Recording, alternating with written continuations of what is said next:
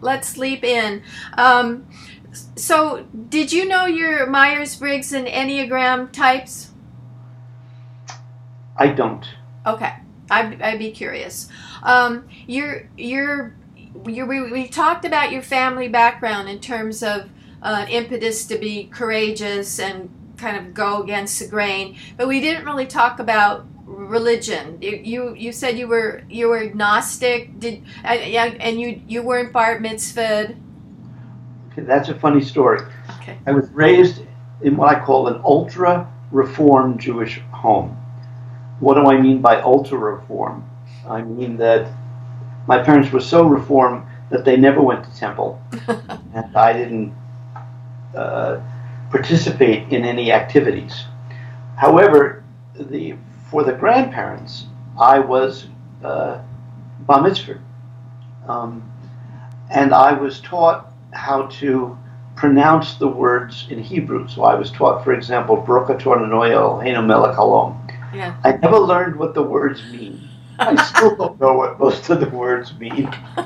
And I was, quote, bar mitzvah. In fact, by the way, I was playing professionally by the time I was 13, playing music. I started playing clarinet and then graduated very quickly to rock and roll and then jazz guitar. And I literally had a band and played at my own bar mitzvah, just as a... That is a good story. And by the way, music is very much part of my life. I consider myself to be sort of both an engineer type person and a music type person, and both of those qualities, I think, contribute to the kind of work and sensitivity that I have over the years. But anyway, getting back to my religious background, as a result, between an upbringing that was really a-religious and growing up in a science-minded Western culture, I was essentially an atheist and assumed that the Bible was mostly myth and that spiritual ideas were therefore, superstitions that people had, like the earth was flat and the sun revolved around the earth. That's how I was raised. And it was quite a slow and semi-painful process to discover that perspective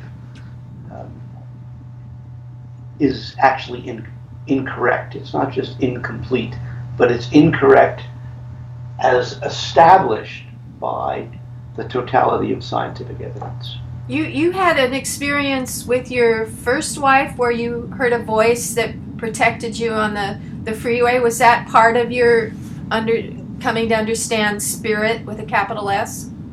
I would say no. And the reason why I say that is that when that event happened, I considered it a, quote, anomaly. I considered it to be, quote, paranormal. And I gave it, I hate to admit this, but I gave it zero thought. I was grateful, but it didn't in any way consciously and mindfully affect my thinking. It's only in hindsight, and only now having worked with multiple evidential mediums, where I've been forced by the totality of the data to conclude that not only are they getting accurate information from formally physical people, post-materialist beings, but they're also getting information from higher sources, higher beings, including whatever word you wish to use, divine, universal consciousness, God, Allah, whatever word you wish to use. And consequently, I then look back at that event and say, wow, I actually had something that was a very precious gift, and I wished I had appreciated it sooner. The voice said, put on your seatbelts. Is that what it said? Yes. Nothing more, nothing less, just that simple. And for some reason, I listened to it. It sounds like a thought in your brain, right? Yes. And it was not like I heard a booming voice outside my head, or felt. It was a very matter of fact. You have to remember, I lost much of my memory for 2 or 3 years of my life, and I lost complete memory, save for those few moments of the accident. The reason why, so my what I remember experiencing, it could have been more intense than that. It could have been bigger than that. I can't be sure. What I can say, though, is it sounds a lot like what most people experience when they have, be they channels or they be mediums. I mean, John Edward is very clear. He says, thoughts pop into my head, and I learn how to interpret them. I don't experience them, he says. I don't experience them as my thoughts. I'm not generating those thoughts, but they're using my thought apparatus. Yeah. And that was my experience. Right. That's how I experience it too. I emailed you that a friend of mine's father recently died, and he came to me and said he was really irritated because he wanted to move on and their grieving held him back. And my friend said, no, I think he's irritated because he didn't believe in the spirit world, and so he's angry that he was wrong. Both. I'm thinking, I'm sure you know Dean Radin. His background is very similar to yours with the music and the similar religious background. So was it the mediums that made you have some kind of expanded sense of spirit, and what made you start to study this paranormal psi phenomenon in the first place? Those are two related but obviously not identical questions. I didn't study the paranormal at all. I was a mainstream psychophysiologist, mind-body medicine, health psychology type person, and I then expanded to go into energy healing, which I approached from a biophysical perspective as opposed to a paranormal perspective. My journey began because of two things. One was a theoretical discovery that occurred to me when I was a professor at Yale, which forced me to be open to paranormal phenomena, including survival of consciousness after physical death. And I wrote about that in a book called The Living Energy Universe. And it's a theory about how memory is stored in all systems that have feedback loops, and how that dynamical memory that exists in feedback loops can continue as an info energy system after the physical system is no longer present. Just like the light from distant stars can continue long after the star has died, the energy and information from a dynamical system, which has feedback and can learn and has self-awareness and so on, that all of that can continue in the vacuum of space as well. That mathematical analysis led me to be open to all kinds of paranormal phenomena. But it was just a theory. I didn't go near it experimentally. But then what happened was I started meeting people who were having, who had lost loved ones, and who were deeply wanting to know whether their loved ones continued after they physically died. And the first person was a former partner, research partner, and personal partner, was Dr. Linda Russick. And she was grieving the death of her father, who was a very distinguished cardiologist, both a clinician and an educator and a researcher. And she really wanted to know, whether or not it was possible that her father was still here. And then I met a woman by the name of Susie Smith, who ended up playing a very significant role in my life, who wrote a total of 30 books in the field of parapsychology and life after death. Susie became my adopted grandmother. She used to call me her illegitimate grandson. And as she was fond of saying, she couldn't wait to die so she could prove that she was still here. And she wanted to know whether you really could scientifically prove this. Or I met a woman by the name of Stardust Johnson, who was the wife of a beloved professor of music, coincidentally, at the University of Arizona, who died was murdered by a drug dealer.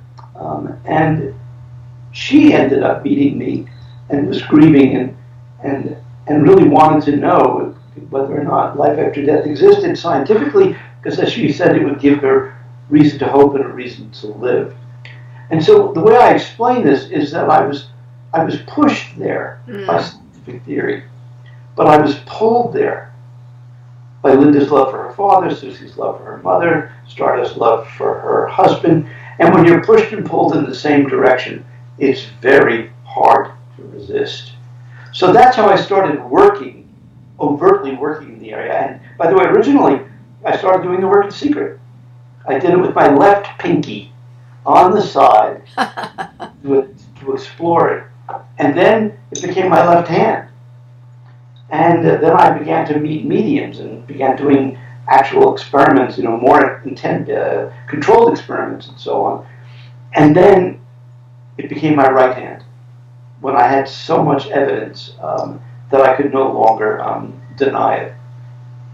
You're lucky that the University of Arizona is sympathetic. You said last time it's because you bring in the money, it's free speech, but a lot of universities probably wouldn't allow it. If I had stayed at Yale, and I deeply respect Yale, it is a wonderful institution. I spent 12 years as a tenured faculty person there, and enjoyed the students and enjoyed the life, but it's very conservative. And innovation at this level becomes an embarrassment to the mainstream. It's still somewhat of an embarrassment at a university like the University of Arizona, but because it's in the Southwest and because it's a somewhat more spiritual environment and there's more collaboration, more integration, it's a friendlier environment to do this kind of work. Right. So when you've done research, you yourself learned how to transmit Reiki and Jo-Ray and other healing modalities. What have you noticed in terms of what happens? Do you feel tingling warmth in your fingers? What do you feel if you're transmitting Reiki or Jo-Ray or whatever? It's very interesting. And again, you're asking a question that most people don't implicitly ask, so I will be sort of overt about this. In the area of energy healing, I knew that the only way that I could study this was to do research in the area, was to learn techniques myself. And so I learned at least 6 different energy healing techniques. And in a couple of them, I became quite proficient. And so I could have direct first-hand experience with what it was like to engage with the instructions and the mindset and have sensations and so on. And my experiences, in part, differ depending upon what, quote, technique I'm using and the mindset that I'm in. I didn't learn these techniques to the point where I could become proficient and use them professionally, i.e. as a healer, but I learned enough that I could produce real effects, quote, produce, because it comes through you as opposed to being you, but you do play a role in that. And so that I could be a good bridge between the really skilled clinicians and researchers. What's interesting is I actively didn't do that in mediumship research. I actively avoided not trying to learn to become a medium myself. I chose to remain an outsider, like a blind person studying color vision in mediumship.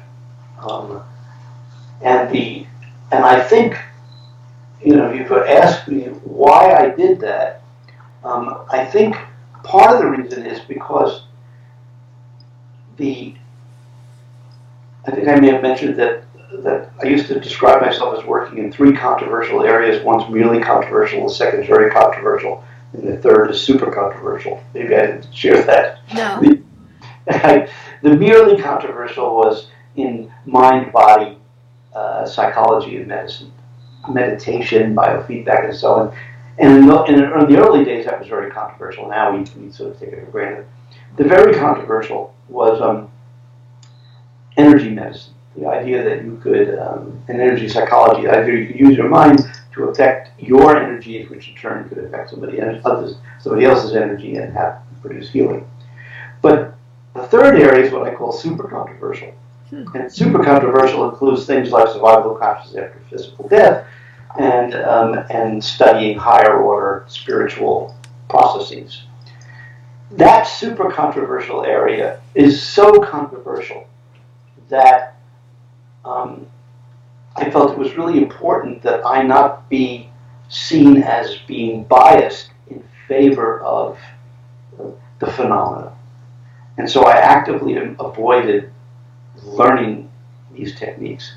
Having said that, it doesn't mean that I haven't experienced them, the phenomena.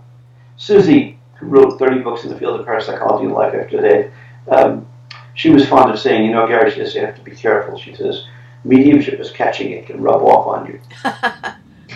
And I, quote, hung out with and developed very good friends with people who have the gift and where it can easily be validated.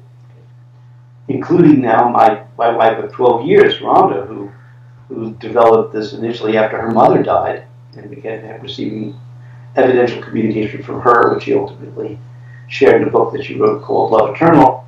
And then she began to develop the capacity to see other, not just here, but literally see in three-dimensional space, which is very rare even among mediums. And we were able to study her ability to see this. Anyway, I've not tried to develop all of that, and yet I've had what I call intuitive moments where I've, quote, got into the flow and obtained highly evidential strings of information about people's deceased loved ones, where from a purely statistical point of view, it's so far beyond chance that the only way you can explain it to say whatever they're doing, I was doing it too. Or telepathy. Yes, let's jump to the telepathy question. How do we know whether a medium is reading the mind of the sitter, the person with, or reading the mind of the person that they're communicating with? And one of the ways, and there are multiple ways that you can test this, but one of the ways is the extent to which the sitter is actively hoping to hear a very specific message that will convince them that it's their loved one. So, for example, it could be that you have a favorite red sweater, and if you, and your mother bought it for you, and you used to always, she said that if when she died, one of the ways she'll prove it's her is because the medium will say, look, she's showing you the red sweater. So you're not thinking red sweater, mama, but give me red sweater. Your consciousness is this. The medium doesn't pick up anything about red sweaters. They pick up kinds of esoteric things that you wouldn't have expected. They even pick up information you don't know. That's and you good. subsequently have to confirm through other living relatives, and yet they can't give you the piece of information that you are most conscious of. Got it. I have witnessed hundreds and hundreds of research readings. And mediums, I would say a good 90 to 95% of the time, don't get the most obvious information. That's completely antithetical to the telepathy hypothesis. Got it. And you said that about 80% of the mediums directly work with a guide. So they're just kind of translating what the guide says? No, I don't think I said, I don't know what the percentage of mediums who actually work with guides are. By the way, I've never done an experiment where I've compared people who literally are speaking to their guides or their guides are speaking with them, through them, versus people whose guides are merely there to sort of protect them and keep other spirits at bay, and they're having what they're experiencing is direct experience with loved ones.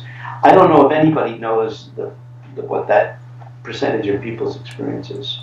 Does Susie Smith, even though you are trying not to be a medium, I'm assuming she probably is eager to help you with your research because it was so important. There's a separate question about whether Susie's actively involved with our research.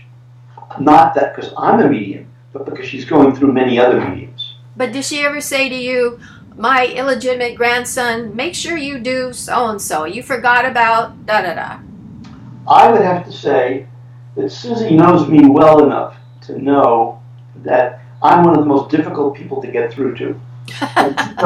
And she knows the best way to get through to me is to go to Rhonda, or go to Suzanne Giesman, Rhonda Schwartz, or go to Suzanne Giesman, or go to Suzanne Wilson, or go to Mark Anthony, or to go to Suzanne Northup, to go to any number of mediums who actively work with us and who she has come through in the past and can get their attention spontaneously.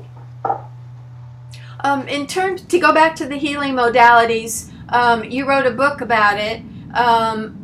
Can you put any kind of statistical analysis that Reiki's more effective than Jo Ray or this one, or does it only depend on the person who's transmitting the healing energy?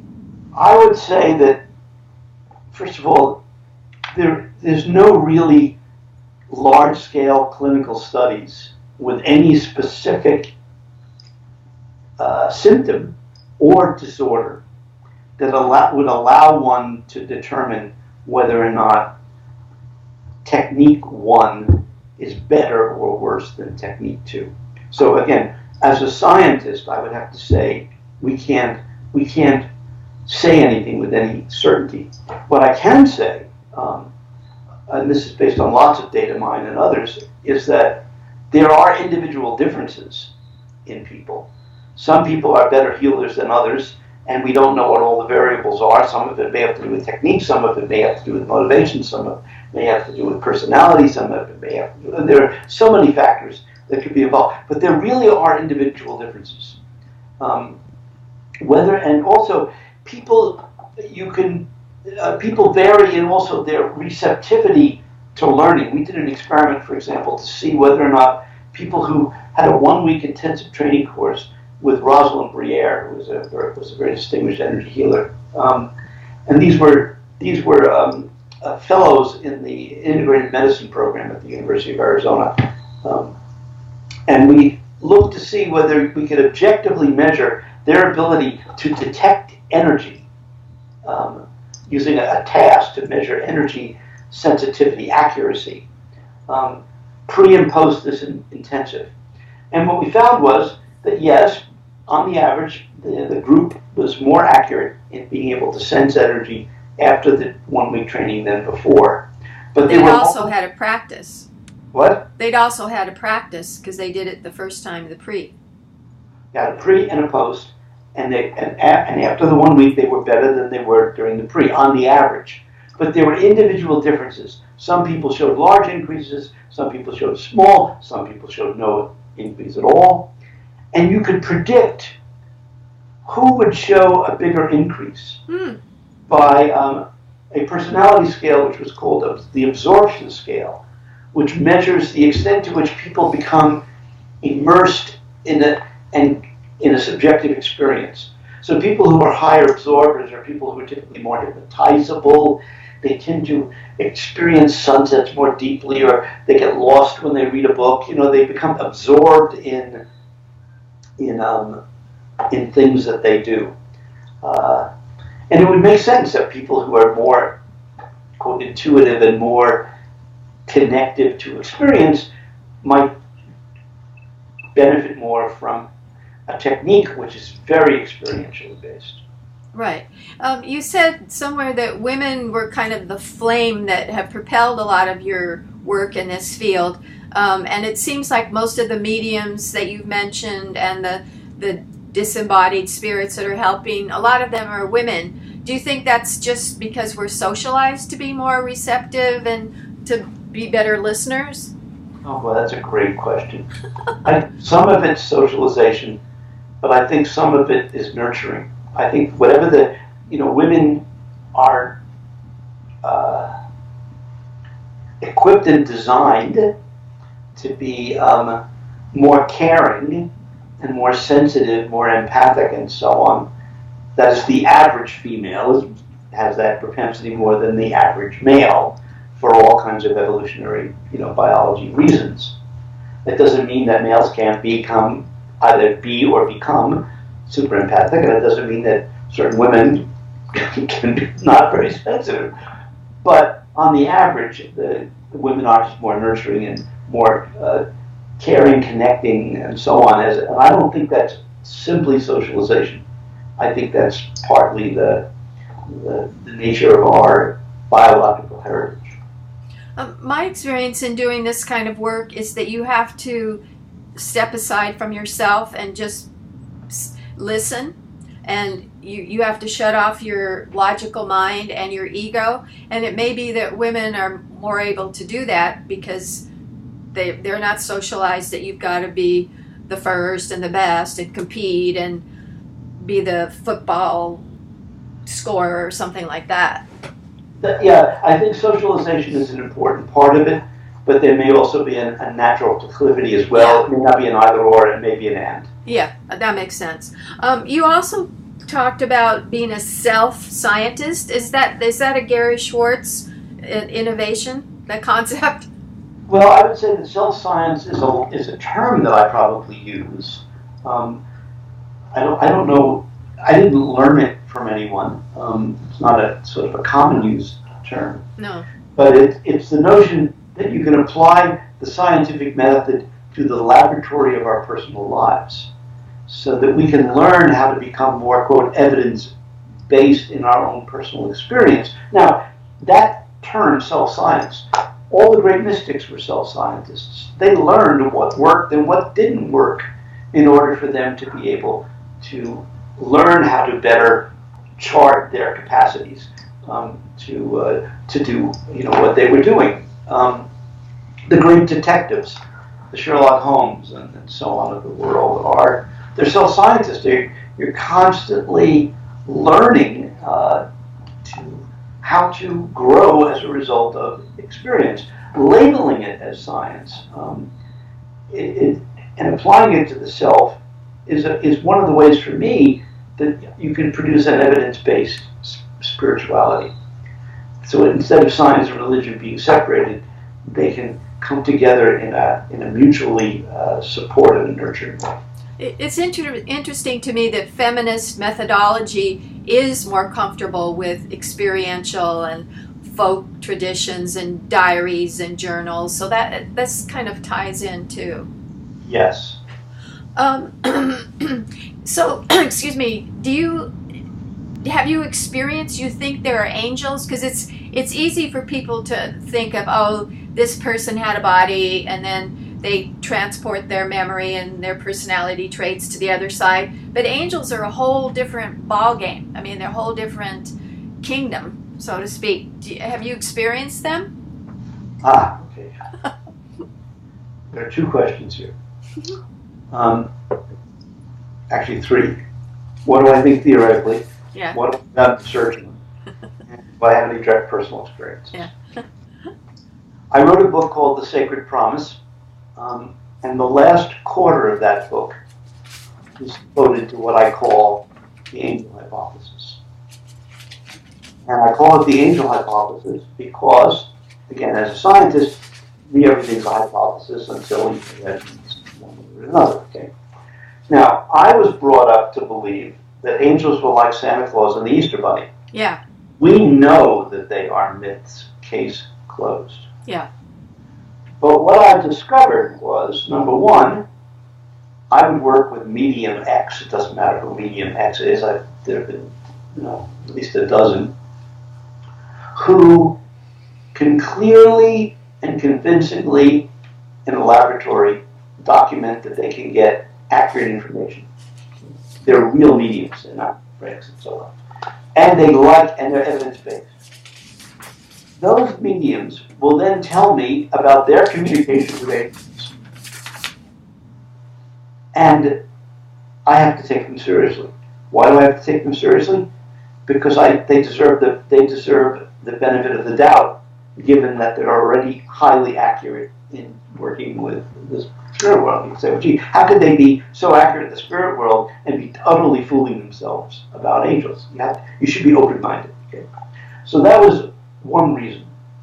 The second reason is that theoretically, from, for example, what I call the systemic memory hypothesis, the living energy universe posit, the plausibility of there being higher levels of organization and consciousness and energy and attention is completely theoretically feasible. So, and then thirdly, I started meeting people who were telling me about my alleged angels. Oh. And there was one in particular, and I confessed this in the Sacred Promise book, which was published in 2011. By the way, the subtitle of that book is called How Science is Discovering Spirit's Collaboration with Us in Our Daily Lives.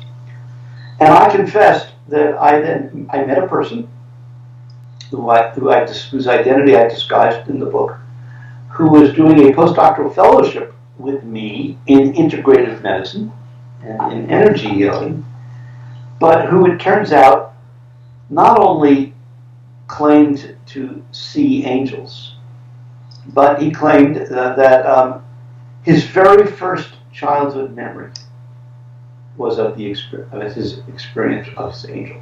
How many people's very first childhood memory? And this person had was very science-based. It worked at IBM. It was just really very, very quote sane, and yet had this life and had been trained with gifted healers and so on who believe in angels. And she said, your angel's here. Would you like to talk with her? This is Sophia, right? This is Sophia. That's correct. So you read the book or know of it. And I read the book. You told me to, and I did it. All right. And then this. Then you're asking me to reveal that story. And what happened was that I realized that most people, they've either haven't experienced the death of someone, or they don't really have enough love for that person to miss them enough for it to matter whether or not life after death is real. However, the claim is that virtually everybody has angels.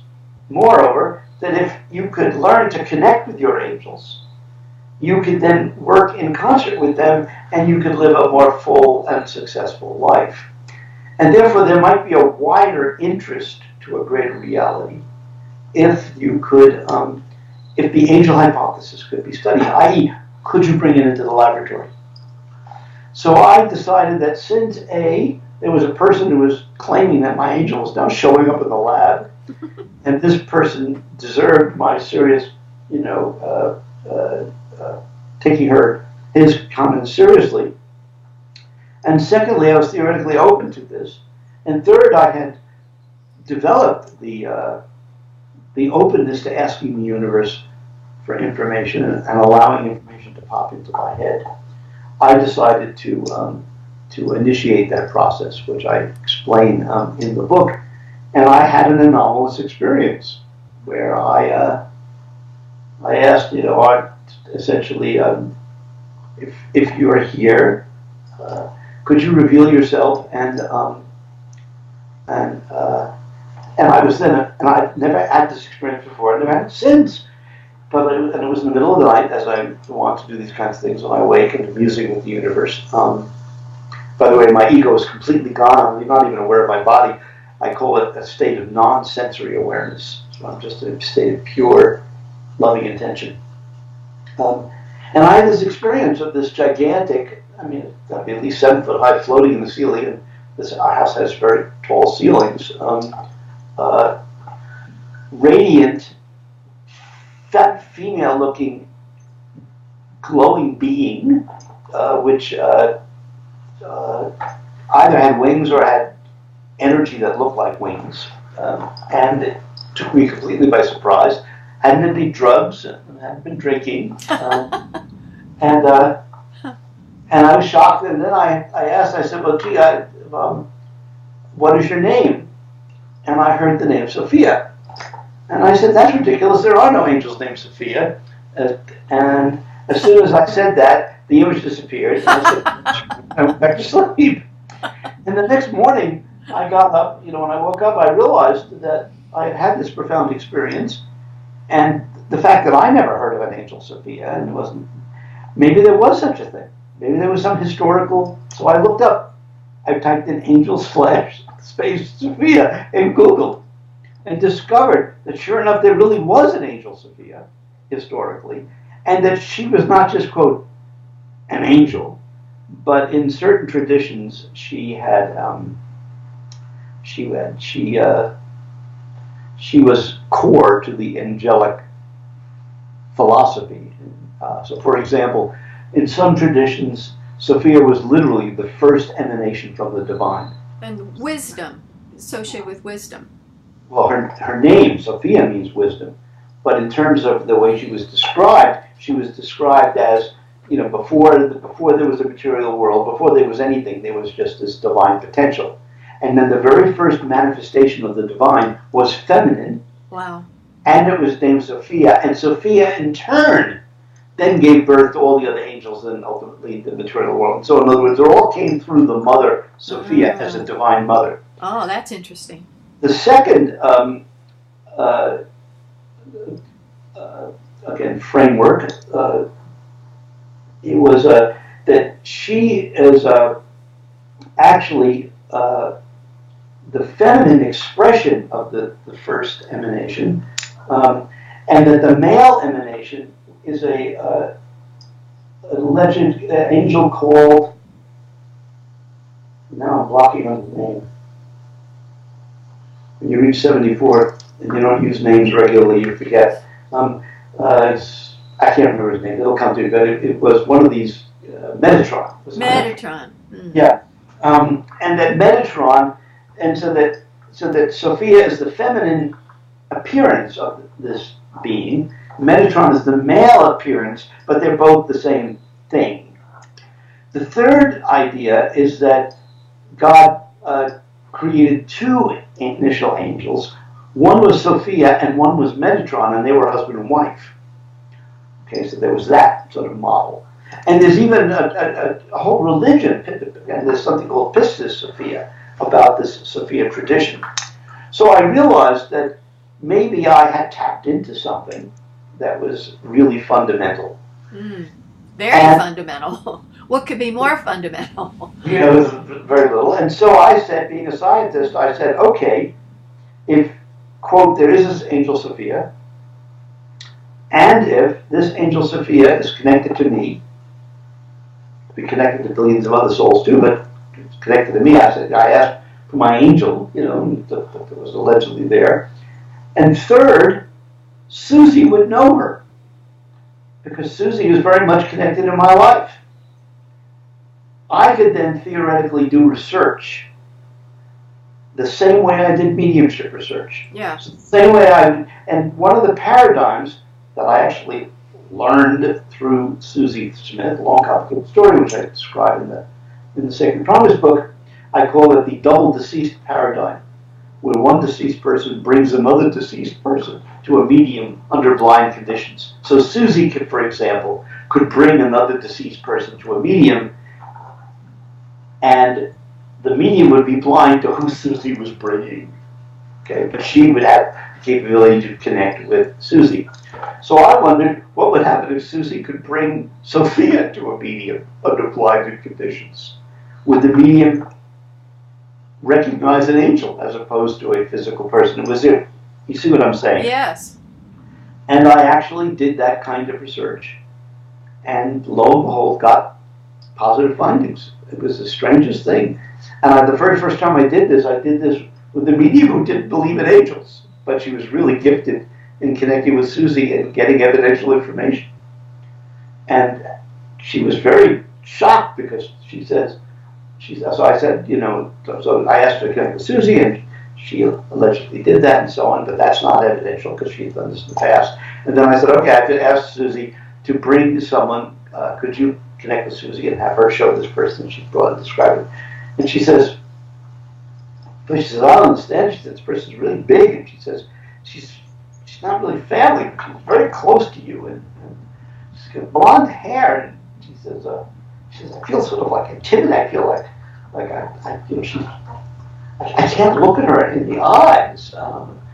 And she's busy describing all these details, but but she didn't believe in angels, so she was getting accurate information about this being and describing her without actually being able to. And did she name her as Sophia? If I remember, I think she said I think she has the same name as my daughter or something like that, and her daughter's name is Sophia. One of her children's name is Sophia. Oh. So, but again, I don't remember all the details. It's a long time ago. But anyway, I did multiple experiments, including using technology. The little globes? No, this work was done, it was published in 2011, and it was using a low-light CCD camera, $40,000 camera that was cooled to minus 30 or 40 degrees, I can't remember, centigrade, which is minus 40 degrees, so it's super frozen temperature, and which we could use for example, biophoton imaging, measuring the light emitted from a completely black room. And and I reported this in the Sacred Promise book that in fact in this particular experiment, it was completely computer automated. It was given by PowerPoint in the middle of the night when none of us were present, physically present.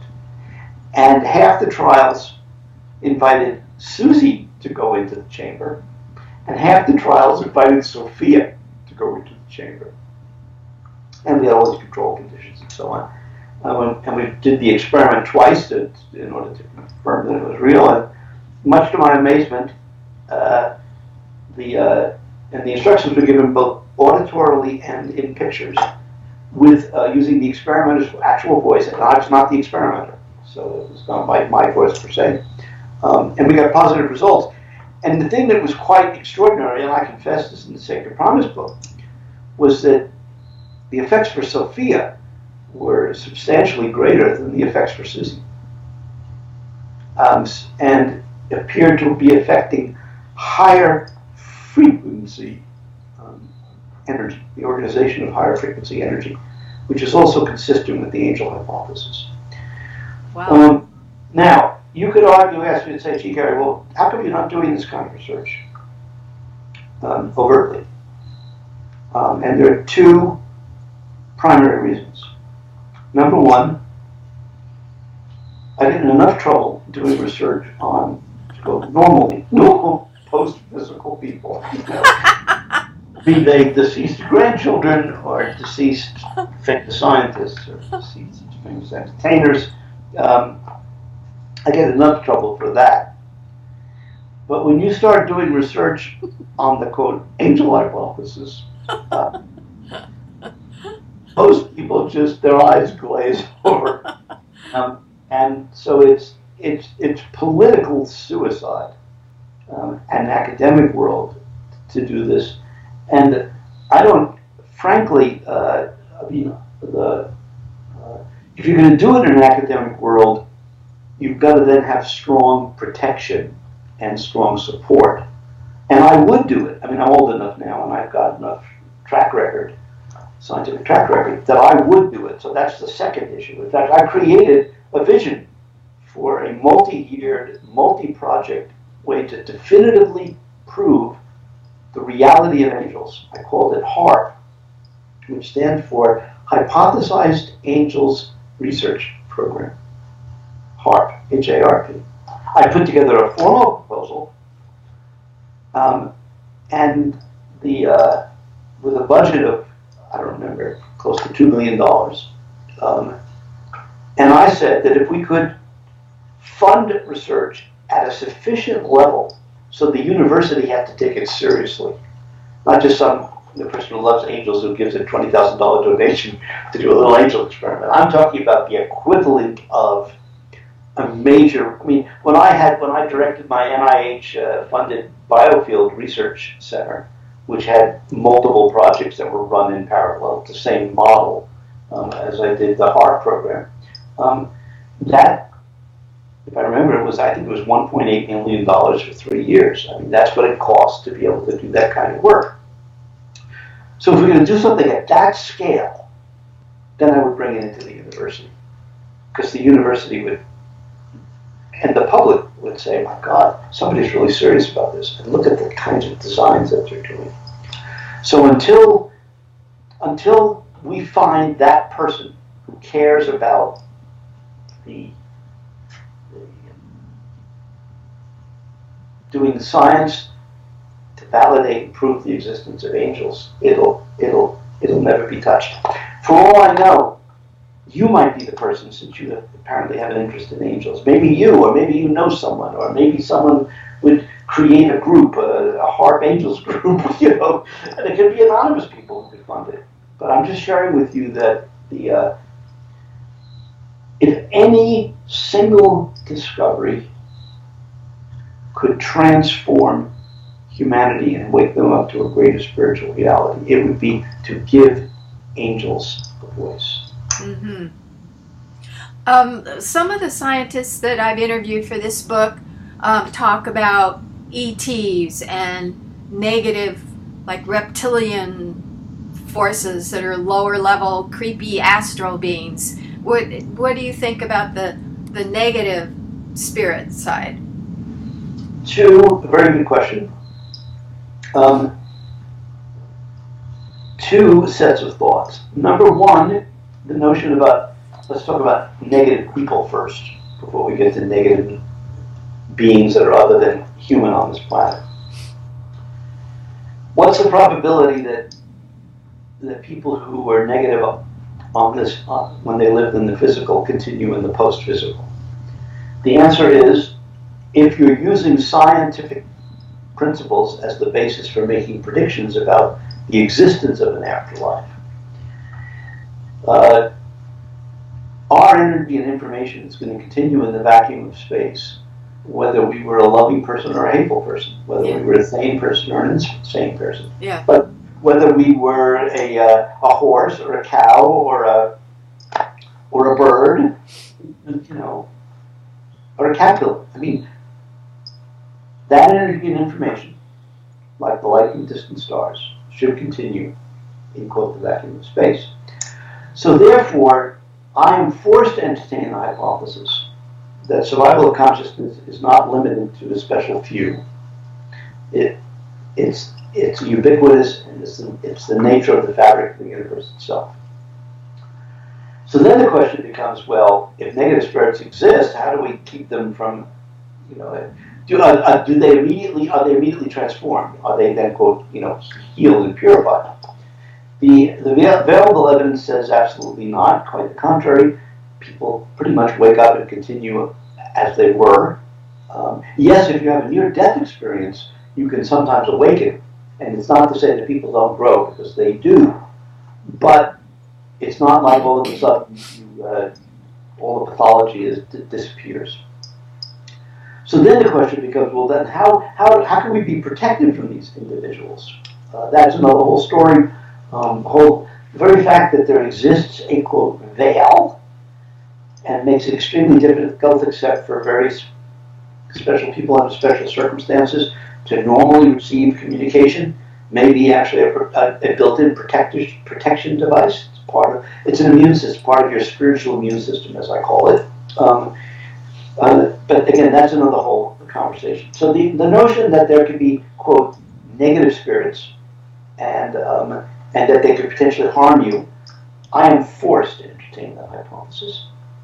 I have done virtually no research on that question, primarily because of trying to get this through human ethics committees and all the controversy that it would. So I figured that we'll get to that question when the time is right. Meanwhile, as Susie Smith was fond of saying, don't let people play with Ouija boards. The people should not be just trying to open themselves up to spiritual influences because they can because there are negative consequences, and those risks are real. Now the question becomes, well, what about non-human entities? Yeah. Positive or negative? And any rational person has to entertain the possibility. It's just logical. If you can have life in an intelligent life in other forms, in other places, then whether you believe in life after death or not, the idea that there could be negative entities living or deceased. I mean, in principle, survival of consciousness, survival of physical form should exist whether or not you were a human or a being that was born on Pleiades or whatever. In that solar system, and so rationally, you have to become open to the possibility. And I had the privilege of actually knowing Professor John Mack from Harvard, who became somewhat controversial because the abductees. What? The abductees, yeah. Yep, the abductees, and he came to the conclusion he couldn't attribute all of this to mental illness. That there was a lot of stuff that seemed veridical, and he got into all kinds of trouble with that. It turned out that John developed a deep interest in life after death shortly before he died. He had a secret meeting with me, and we discussed all of that. And I actually hosted he produced a documentary about his work with abductees. And then another physician by the name of Dr. Lynn Ketai, who wrote a book called The Phoenix Lights that I helped get published. She did a documentary about the Phoenix Lights, and I had invited the two of them to the medical school to give a public viewing of their two documentaries, and discuss the whole question about both survival of consciousness and also its relationship to other kinds of beings. Having said that, I completely open to it, but I've done zero research in that area, and I've tried to keep them, for most people, separate right now, because people have enough problems handling the fear of their loved ones continuing, or people who are not so loving continuing, and it just evokes ever more. What surprised me is there, like Wikipedia, which tries to be neutral, I think, has unfairly attacked a lot of these visionary scientists. Dean Radin, Eben Alexander, and I can understand being skeptical, but I don't understand attack. Well, it's even worse than attacks. It's abuse, and it's deceptive, and it's lacks integrity, and so on, and it's very sad. But as you know, the internet is replete with it gives freedom to people and license to engage in all kinds of deception and meanness, and so on. And Wikipedia is not immune from that. So it's very sad. I guess the thing is that whenever there's a new paradigm shift, and you've said this is bigger than the Copernicus' discovery, that people resist change. Humans just don't like to have their worldview shaken up. And there's a certain, not only an advantage to that, but evolutionary benefit to that. And that is, by preserving the status quo of things that have worked up to a point, it discourages just flighty kinds of dysregulated kinds of following every which way. In other words, if you err on the side of going with what you know, it's actually a protective, conservative stance. And in the short term, it's adaptive. And in the long term, particularly when change is required, it's maladaptive. And so I have sympathy and compassion for people who, for the instinct to want to keep things simpler and keep things the way you understand them. That's not an excuse for cruelty. It's not an excuse for excessive denial. It's not an excuse to engage in disinformation willfully. But the instinct to preserve what you love and what you think is real has certain advantages, in my opinion. And it seems like academics are especially resistant to change, and they should be at the forefront. Yes, but science is a very conservative process. It's designed to err on the side of what's called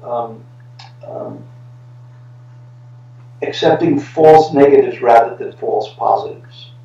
A false negative is when you believe something is not true and that turns out to be wrong. Mm.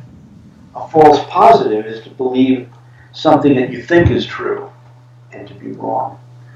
Science prefers to err on the side of, I'm not going to believe it until there's a sufficient amount of evidence. Right. That, again, is protective in the short term, but it's abusive when it discourages genuine creativity and following the evidence where it goes. Right.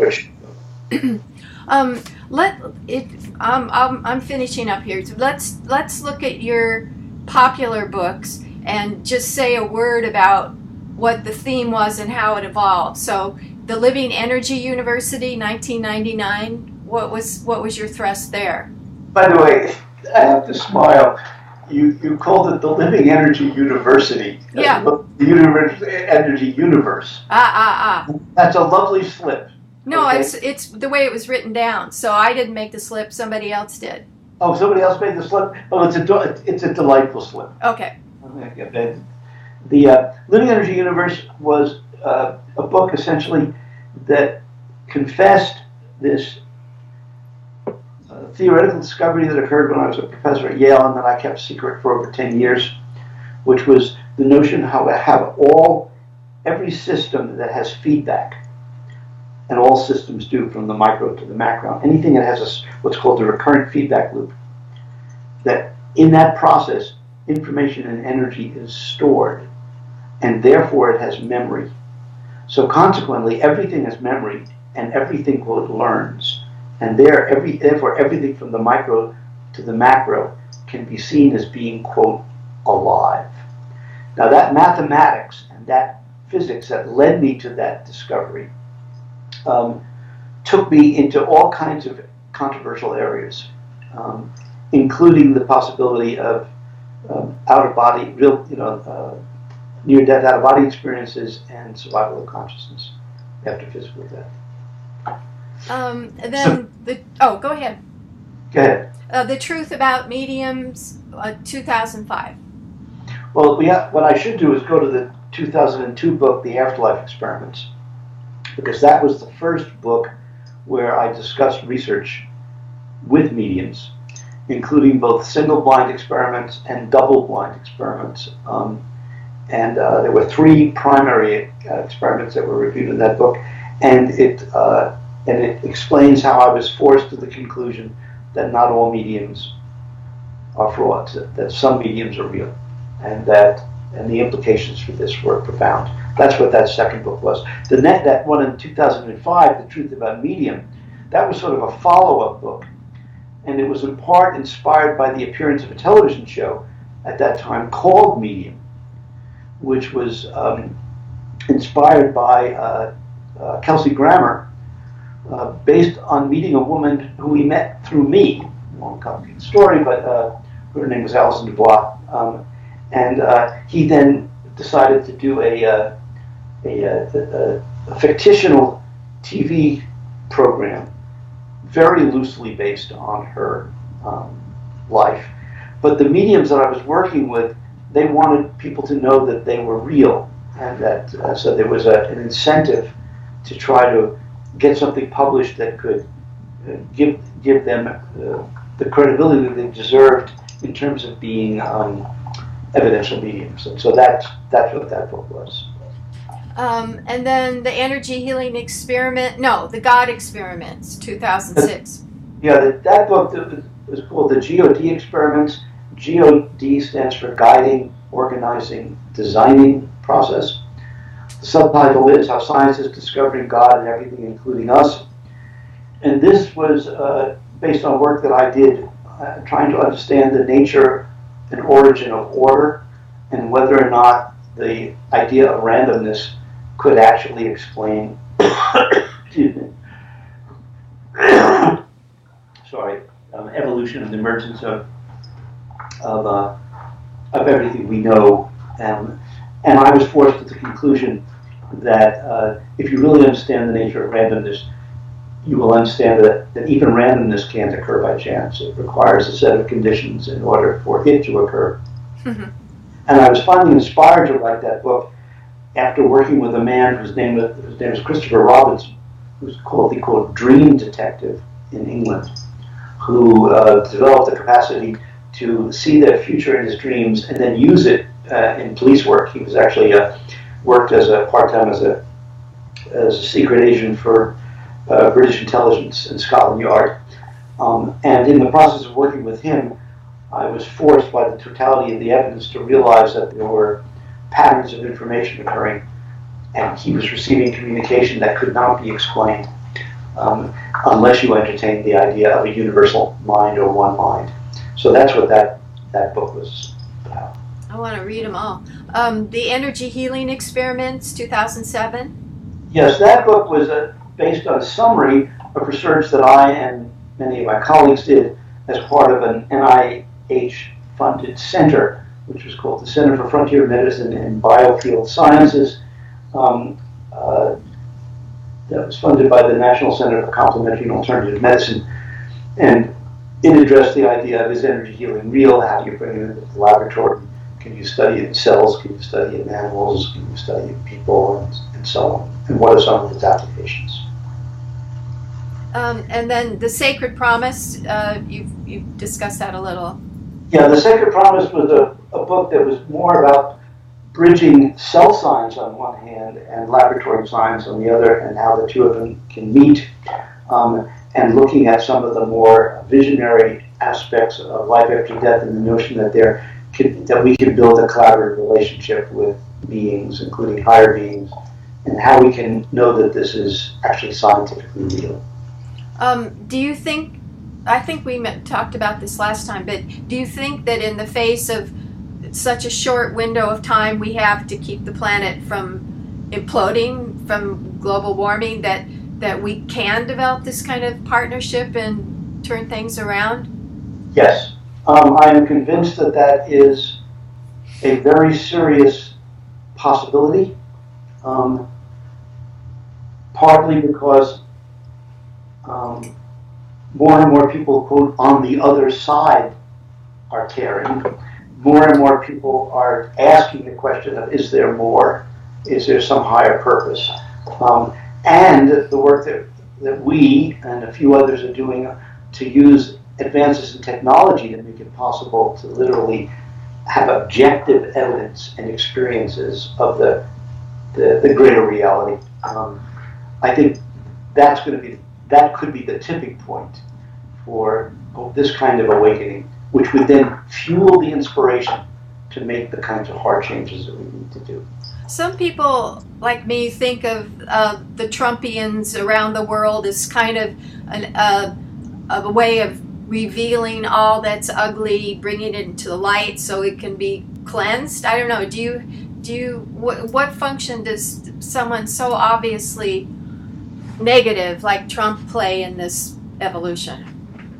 I learned a lesson many years ago from one of my, quote, students. I've had the privilege to have some very special graduate students, undergraduate students in my life.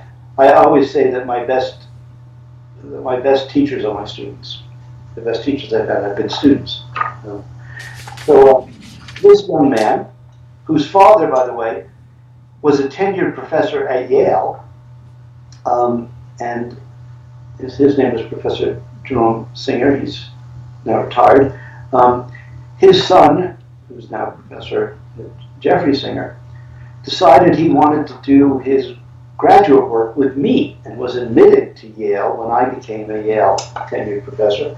And it was a very unusual circumstance to have the privilege of being a master's and Ph.D. Advisor to the son of the head of the clinical psychology program where I was in. So it was a bit of a challenge to do that, but it worked out beautifully. And after Jeff received his Ph.D., he then went on to a successful academic career.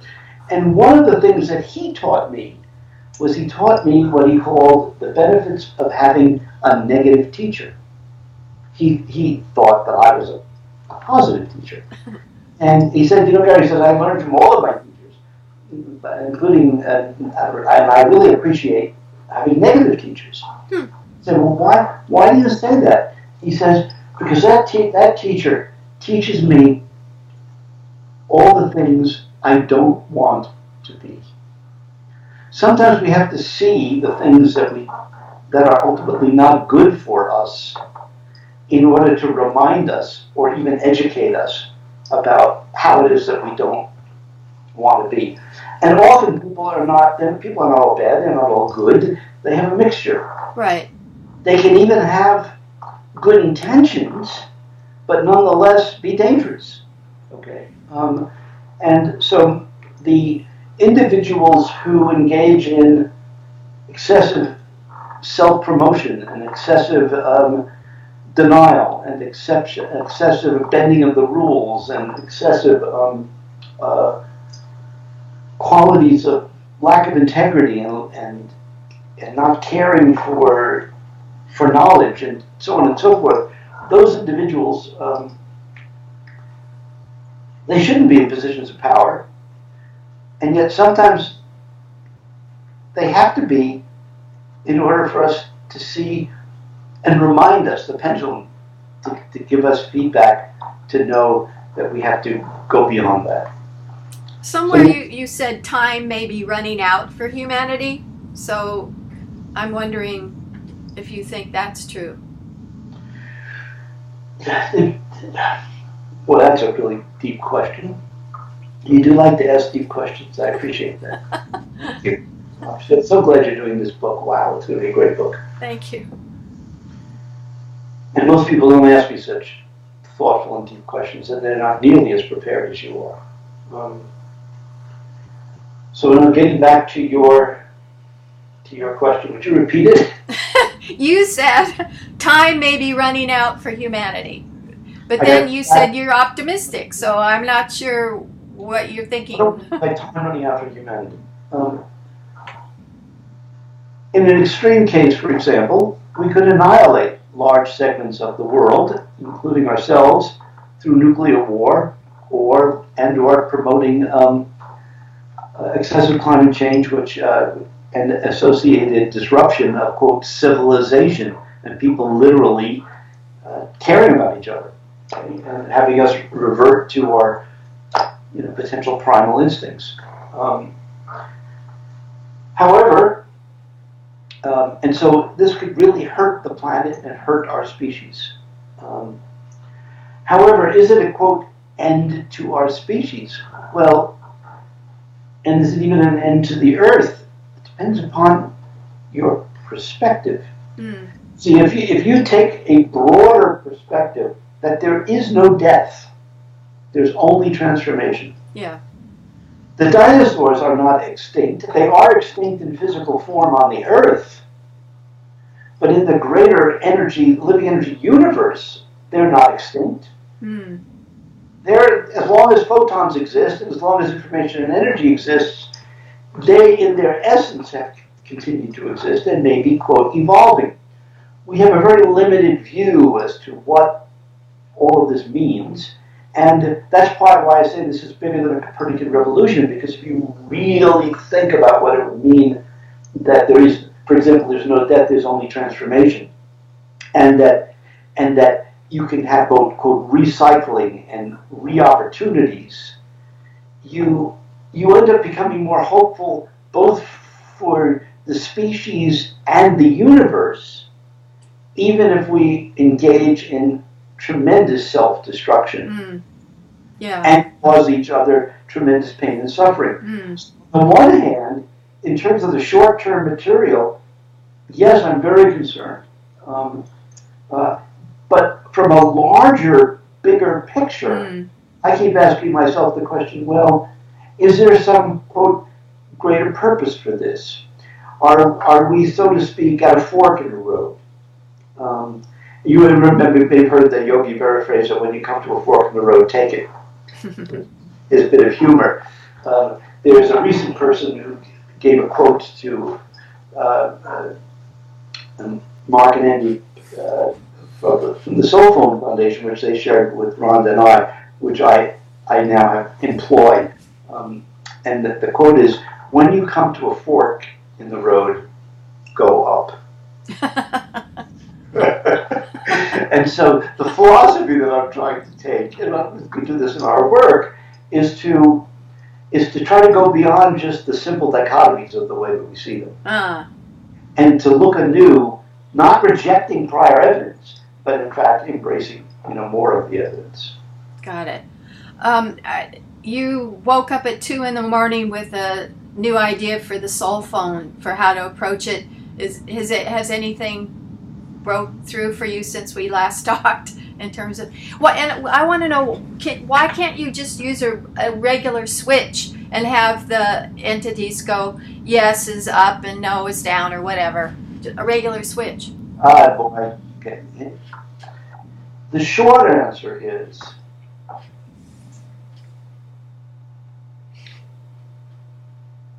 it takes energy in order to affect the physical world. Energy is defined as the capacity to do work and overcome resistance. So if you want to affect the physical world, things that we call physical, the more energy you have, coupled with the appropriate information, the more you can move it. When a person, quote, dies, they lose most of their physical energy. Yeah. Okay. The amount of energy that they have left is really, really minuscule compared to the physical world. So consequently, you're working with, in theory and prediction, tiny amounts of energy as we know it for physical energy.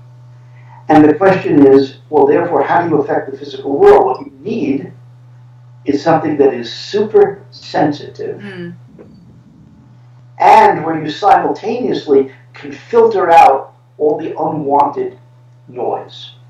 So you need hypersensitivity and hyper shielding. Mm-hmm. Those are the two big criteria. You want to increase what's called the signal to noise ratio. Now, we now have technology that can detect single photons of light in a pitch black environment. We now have technology that can measure what's called femtoamps. And the amp is a measure of electron flow. A femtoamp is 10 to the minus 15 zeros. Wow. It's one, and I don't remember what the word that, it's not a godzillion, but it's a really, we can now measure these tiny things. So on the one hand, we have the capability to, quote, detect their energy, and therefore they can use it. On the other hand, though, if you're going to be recording that low, you then have to have super shielding, super filtering. And that's expensive. Both of these, the sensing side is actually becoming less and less expensive. But the shielding part is really a challenge. And that's where large amounts of funding are needed. The reason why we can build, chips, and now, we have portable computers that gigantic, these powered gigabyte machines at processing speed. The reason we can do this is because we have now not only developed all the robotic capability to make these tiny little changes, but more importantly, or equally importantly, we've created, quote, clean rooms. Rooms where the air is made pure and the temperature is controlled and it's electrically shielded and so on, so that you can get that kind of precision. My opinion is that the issue is not, we don't need to wait for new technology. What we need to do is to find people with vision to use that technology and get the resources together to integrate it for this purpose. And when we do so, I think that the probability of giving what I would call a soul switch to spirit is the same probability that we had for inventing airplanes and inventing cell phones. And Morse code and...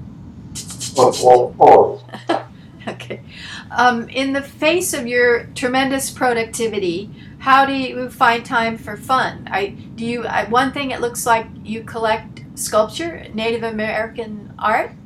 Yes, I mean, I've been collecting Native American art actually since I was a junior in college. Wow. Started, believe it or not, in New York City, of all places, Greenwich Village, fell in love with Pacific Northwest Coast and Southwest, and also Alaskan art, and that passion has continued throughout the years, and it turns out that my wife Rhonda, she happens to share that passion. Of course, we're speaking from home right now, so you can see my study and our house is filled with mostly Pacific Northwest Coast and Southwest Native American art. We also have African art and contemporary sculpture that connects with all of this. Neither one of us have children, and when you don't have children, the art becomes our children, so to speak. This way, in doing so, we help support artists, and then we'll donate it when the time comes for us to pass. What else do you do for fun? A lot of people said nature is really important to them. They walk, they take their dogs and walk in nature. I don't know. What do you do to stay kind of in the body? Oh, to stay in the body? Well, for example, you can't see this, but in our backyard, it's like a nature preserve. We live right up against the mountains, and we have no fences in our yard, and there's a lot of it's private land owned by an association. And literally, when you asked that question, I looked out because we have, I think, 18 bird feeders and so on. And there was a herd of what are called javelina. Oh yeah, the pigs. Yeah, that look like pigs. They just walked by. So we very much enjoy nature. I used to read mysteries and was an avid reader. Now I don't read very much, partly because I'm older and partly because I do so much computer work and so forth. I have to relax my eyes. Yeah. Rhonda, I very much, we both love music, and so we enjoy, for example, seeing young people develop their skills. So even certain television programs like The Voice, I mean, we just enjoy the process of seeing young gifted people and how they develop their skills. We also, it's very interesting, I have a real passion for technology on the one hand, and I also have a passion for art. We also really, and when you live in the Southwest, you can really go out into nature. We happen to also enjoy artistic cars. I mean, we don't have any. We have 3 vehicles, but 2 of them are toys. And they're sports cars, and we will go out and take them for rides, be it up to Mount Lemmon or to Kitt Peak, where the observatory is out, or to Tombstone to go get a hamburger and or a vegetarian burrito and be out in have an outing. Some people say it takes a couple marriages to finally arrive at one where you're mature enough to have it work. Do you feel that's true?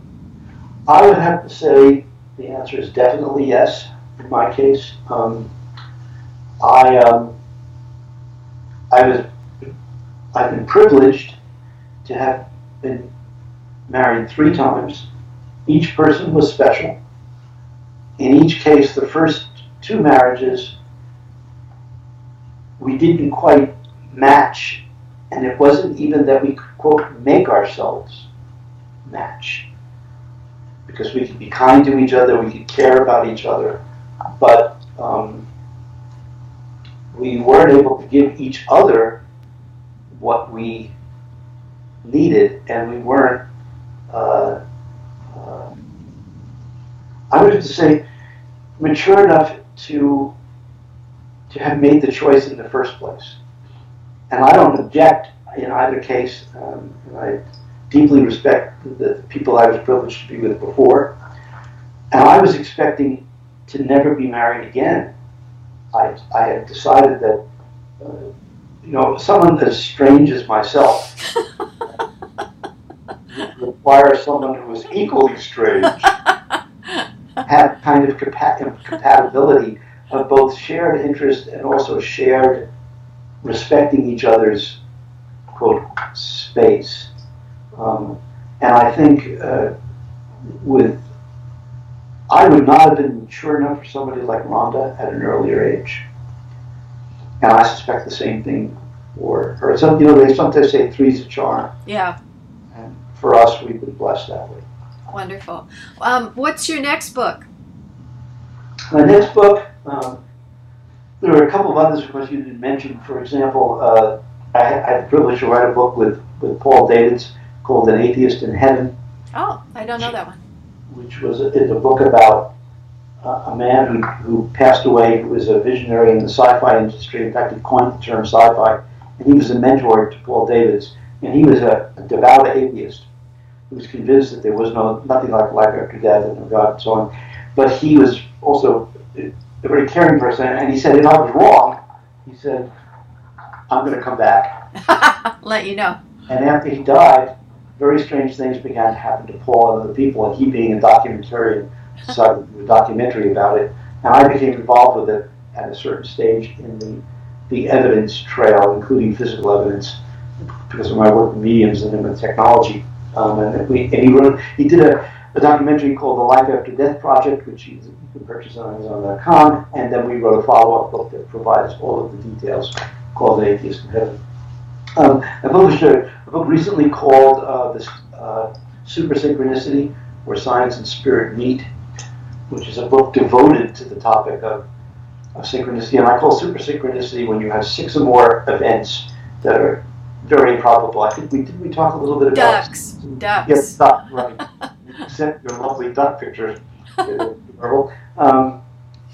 the whole question of synchronicity is, to me, fascinating, and there's a case where self-science really comes in. Anyway, the book that I'm working on right now, the primary book, is called the Soul Phone Revolution, and that's the working title, and the subtitle is, again, working title is called Changing the World One Call at a Time. That's good.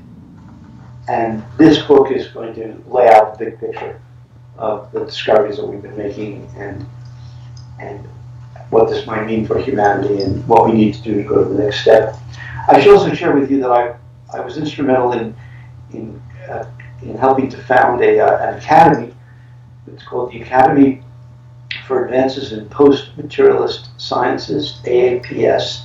People are interested, they can go to aapsglobal.com. So it's www.aapsglobal.com. And one of the things that the Academy is doing is we're editing books in this area, and I'm the senior editor of a book that will be coming out in the next few weeks, hopefully, and it's called Is Consciousness Primary? And it's a collection of essays by most of the members of the founding board of directors, plus a few other individuals, about how they came to the conclusion that consciousness was primary in the universe. Do you think they'd be interested in this book? Because I don't have a publisher for it yet. The answer is very much so. I mean, what I'll do is put you in contact with my agent and connect the two of you, and you can explore this. Okay. If you have an agent, correct? No. I've always just found publishers myself, so yeah, that would be great. Anything that is left out that we should make sure is included in your chapter?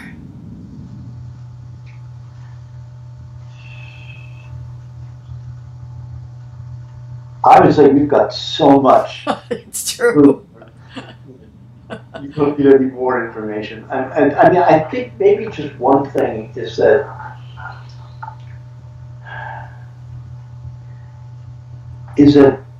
I feel that I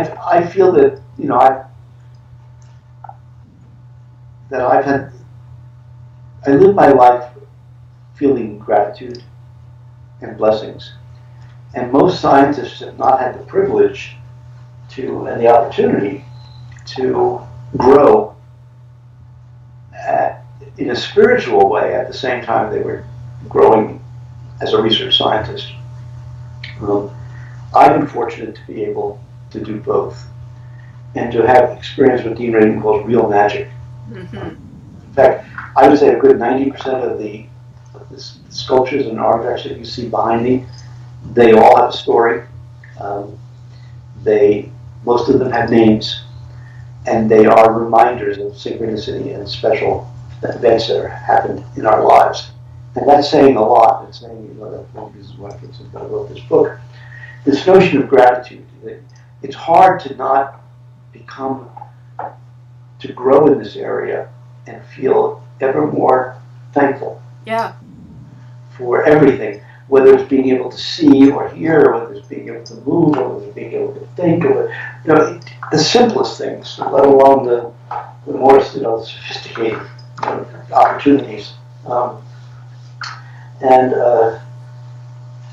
I've recently, with special people, will sometimes sign my name. I always type out the word blessings, whether it's cheers and blessings or best blessings or hugs and blessings or whatever, but it's always blessings. It's that feeling, and I always type it out so that I remember. And I recently took with certain people who know me, I will use an acronym. I'll sign my name EGG, which stands for Eternally Grateful Gary. Oh, that's wonderful. I like that. Yeah. So anyway, it's not that you need to include it in the book or anything, but I'm just sharing it because the notion of being able to experience gratitude, bridging science and spirituality is a very precious. And I'm very grateful that we've had this time to talk. It's been fascinating and wonderful, and I'm deeply grateful. Tell you what, I've accepted the fact that I was supposed to be the interviewee, and you were supposed to be the interviewer. But after you write your book, and you bring all this together, I would like the privilege to reverse the table and be an interviewer. Okay. And put you through, put us through, but give you the opportunity to share your story. Okay. A lot of my books are based on interviews, like 50-50 marriage, 50-50 parenting. So it would be a strange experience for me. But I'll tell you a very quick funny story, then we'll go. I ended up meeting Shirley MacLaine after I actually wrote the book, which is the first book for the general public I wrote, which is called Olivia and the Universe, because she was very interested in this topic. Yeah. She had a radio show and that she did stuff, and she interviewed me. Was one of the people. She interviewed a lot of people, and we developed an appreciation for each other. And then she came out with a book of wisdom about what she had learned in her life. And I asked her if I could interview her, and she actually allowed me to reverse, switch the roles. I mean, she's used to being interviewed, of course, but in the role as she had never before been interviewed by a scientist. We took that special interest in her. So if you've not had that opportunity, I would love to do that someday. Okay, thank you. All right. I'm going to send you a list of who I've interviewed or will interview, and I'd really appreciate it if you'd tell me who I left out and who. Sure. And then I'll ask you for the name of your agent. You got it. Great. Thank you, Gary.